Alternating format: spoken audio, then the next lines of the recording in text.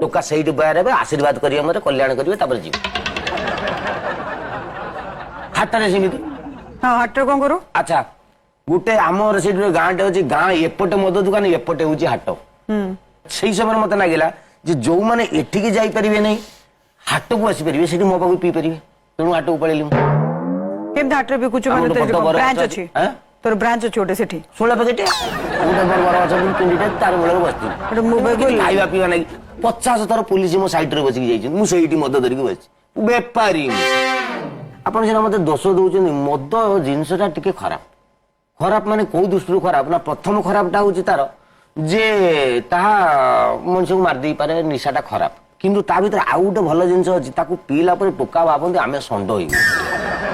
ରାକ୍ଷସ ହେଇଗଲୁ ସିଂହ ହେଇଗଲୁ କାହିଁକି କହିଲେ ସେଟା ହଉଛି ମଦର ଗୁଣ ଏଟା ସମସ୍ତେ ଜାଣିଛନ୍ତି ପରିକାର କରିବେ ଛୁଆ ଆଉ କୋଇଲି ଗୋଟେ ଗଛ ଉପରେ ରହୁଥିଲେ ସେଇ ଗଛ ମୂଳରେ ଗୋଟେ ସିଂହ ଆଉ ଗୋଟେ ଘୁଷୁରୀ ବି ରହୁଥିଲେ ସିଏ ସେ ପାଖରେ ଗୋଟେ ଲୋକ ପ୍ରଥମେ ଜୀବନର ଯୋଉଦିନ ମଦ ରନ୍ଧା ଆରମ୍ଭ ହେଲା ସିଏ ସେଇ ଗଛ ମୂଳରେ ଯାଇକି ରନ୍ଧା କଲା ଆଲକୋହଲ ତ ପବନ ଫବନ ଦେଇଛି ମଦରେ ଆଲକୋହଲ ଅଛି କଣ ହେଇକି ସେ ଗଛଟାରେ ନିଆଁ ଲାଗିଗଲା ରାତିରେ ଆଉ ସିଂହ ଶୋଇଛି ଘୁଷୁରୀ ଶୋଇଛି ଗଛରେ ଶୁଆ କୋଇଲି ପୁରା ଗଛ ଜଳିଗଲା 4 ଜଣ ଯାକ ମରିଗଲେ କିନ୍ତୁ 4 ଜଣଙ୍କର ଆତ୍ମା ଯାଇକି ମଦ ଭିତରେ ପ୍ରବେଶ କଲା